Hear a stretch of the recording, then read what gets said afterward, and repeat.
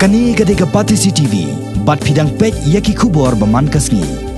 Upria uba kajing he kat ukwai teli, ringkat uslap bajor kilalan shop iki katu kanik shnong hakatain linkin kabaha papo East Castles District. Kabalawra ya kajing jeweler yaki babon kajing thongjing tab jong kinong shnong kanik katain. Kani kajing wanan shop upria bat uslap kalajah nin kasngi kakhan reu terek uyayong. Kumba hakapor arabaje kana upai sngi. Hakababon teli kishnong bakan top ya kishnong lingyong, nong luai, linkin, bat kiwei di kishnong ki bamarjan kila sakta hakani kajing wanan shop jong ki bor kemariang. Kabat CCTV hakajing le jurep syakini kitan kalayo banyakran bagi kato katne ki paiba nong sosnong jong kasnong linkin ki balapan pau kajing sngudiau namar bagi jing thong jing tap jong ki kumupan umator ukajor bat kiwei di ki marap kila jular lot.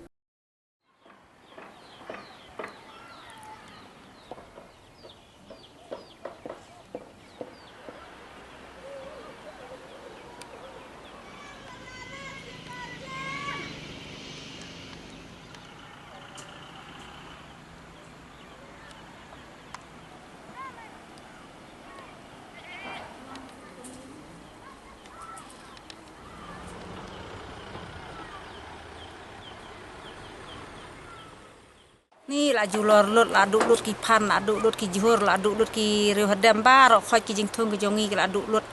ngi tengi la aso yak ngam ni ngaju pat kan mar re khapor nga te pat kan mar ka duk kat ni ki jing penduk man ka balong man ta te kum man ta ki upan man kong ta u reu hadam u motor u to uri perngop ba bet upajor te kila duk lot mata te gila sebuah ni kijing thong bangi dang sedang bantong mantai kila sedang mi una uri purnop ru ulap dak sumi kum to bat motor ba asentiu ru la duk lot khai ngikir pat no kalian sorka la dak don lat bakin yarap lem yang nginong rep haduk kat ni ngila yap tangan mentang senem te ngila yap tangan be haduk kat ni ngem yo su hi tang bandi yo ru ban bam lan ne bantong ru ba do sembai ru ngem yo su